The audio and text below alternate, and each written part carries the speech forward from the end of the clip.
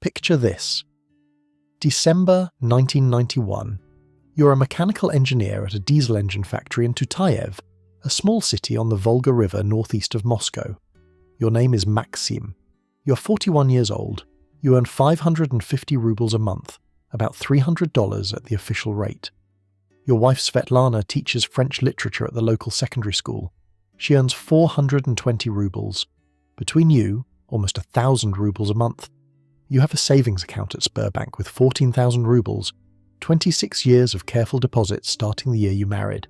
That is about $8,000. It represents everything you have not spent since 1965. Every vacation you did not take, every piece of furniture you did not buy, every year of Soviet life in which there was nothing to buy, even if you had wanted to. The economists call this the monetary overhang. 345 billion rubles accumulated across the entire Soviet population with nowhere to go. You also have a dacha, a small wooden cottage with a garden plot 30 kilometers outside Tutayev. Your parents gave it to you. Every summer, Svetlana grows potatoes, carrots, cabbage, and dill. You keep a few chickens. The dacha is not wealth. It is a habit. On December 26, 1991, the Soviet Union in a formal act ceases to exist.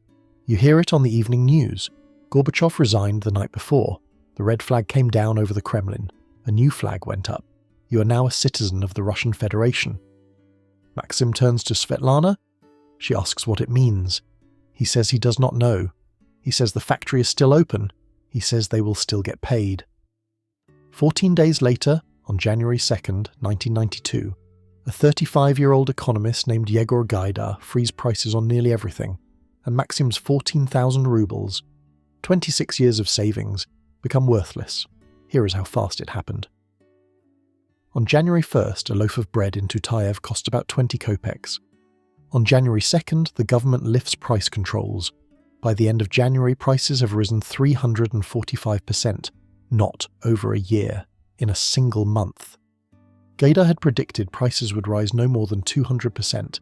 He missed by double on day one. By the end of 1992, inflation will reach 2,500%. By the end of 1993, another 840% on top of that. Maksim's savings account at Sberbank still shows 14,000 rubles. The number has not changed, but what 14,000 rubles can buy has changed beyond recognition. A savings account that could have purchased a used car in December 1991 cannot buy a winter coat by December 1992. Economist Konstantin Sonin later observed that 2 weeks after Gaidar's reforms, Russians once again saw food and basic consumer goods in the shops after years of them being absent. This was true. The shelves were full for the first time in years. But the prices on those shelves were numbers that nobody could pay. Svetlana comes home from the school in early February. She's not been paid. The school says there is no money. The budget has not arrived from the regional administration. It might arrive next month. It might not. Maksim's factory is still operating, barely. The Tutayev engine factory, which produced 12,000 diesel engines per year in the 1980s, will produce 222 in 1998. It cannot sell its engines because its customers, collective farms, state enterprises, have no money either, so it does the only thing it can. It pays its workers in whatever it has. Cafeteria coupons, engine parts, and in the end, nothing at all. Here is what Sberbank did to Maksim's savings. Sberbank froze deposits in early 1992 to prevent further growth in the money supply. The government passed a law in 1995 promising full compensation with indexation. As of 2026, that compensation has not been paid. The current estimated cost to repay the original, 345 billion rubles with indexation, is 62.7 trillion rubles. The government has postponed the repayment deadline repeatedly. The current deadline is 2026. It will almost certainly be postponed again. 26 years of savings, a promise written on a bank book, never honoured. The destruction was not limited to Maksim. Male life expectancy in Russia collapsed from 63 years in 1990 to 57 years in 1994, a decline of 6 years in 4 years, a peacetime catastrophe without modern precedent. The United Nations called it the biggest killer we have seen in the 20th century, if you take out famines and wars. Here is what came next, and it is worse than the inflation.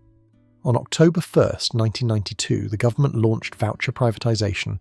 Every Russian citizen, all 144 million, received a voucher with a face value of 10,000 rubles, worth about $63.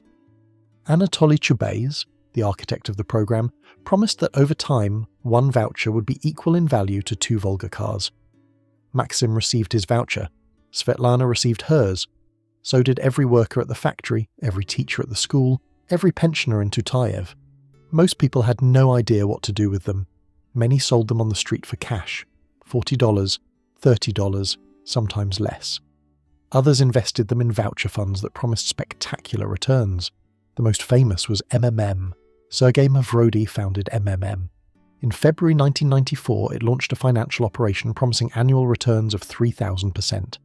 Its television advertisements featured a fictional everyman named Leonya Golubkov, played by actor Vladimir Permyakov, who became a national folk hero.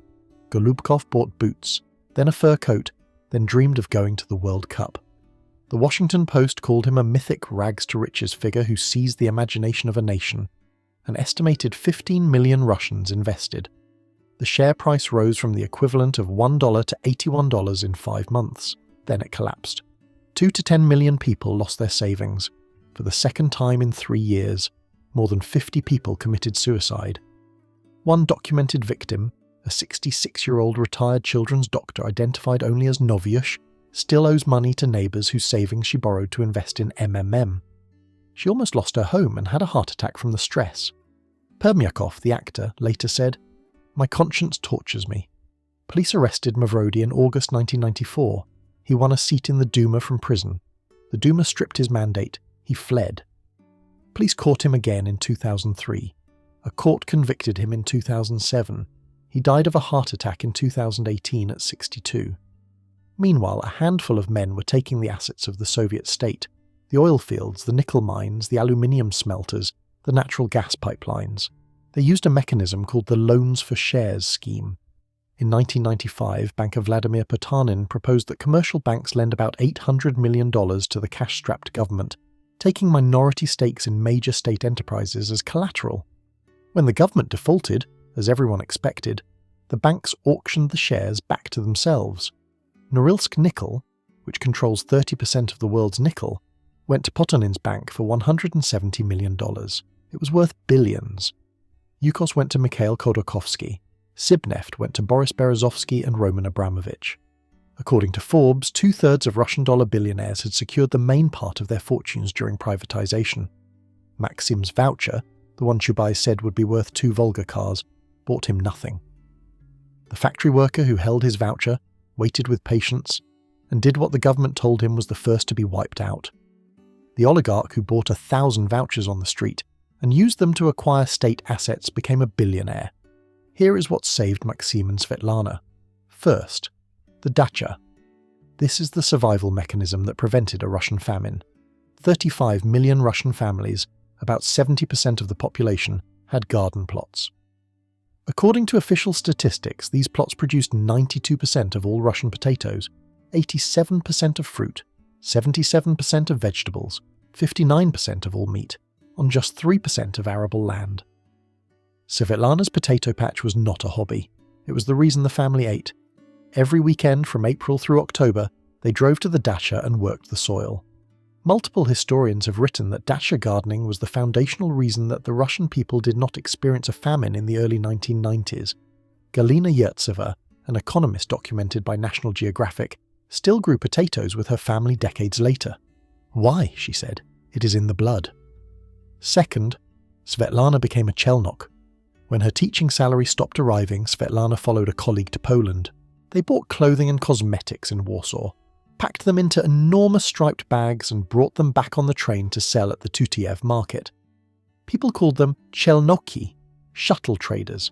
At its peak, up to 10 million Russians were doing this. By some estimates, chelnoki accounted for 1/3 of all Russian imports. A former French and English literature lecturer, documented in academic research, described her path into shuttle trading. Months of unpaid salary impelled her to follow a friend's invitation to travel to Poland. Another trader named Andrei recalled, "Many of us used to take Soviet hats to China. Each cost 7 rubles. and the Chinese willingly exchanged 2 hats for a pair of boots, which could then be sold at the market for 2,000 rubles. Shuttle trading was hard, dangerous, and humiliating for people who had been teachers and engineers. They paid up to 30% of profits to racketeers for protection, but it fed families when the state could not. Third, Maksim bartered through the factory. The barter economy reached dimensions that would be surreal in any other context. By 1997, at least 47% of all enterprise transactions in Russia ran on barter.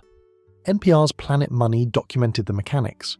A factory that made diesel engines could not sell them for cash, so it traded engines for raw materials, then traded raw materials for food, then handed the food to workers.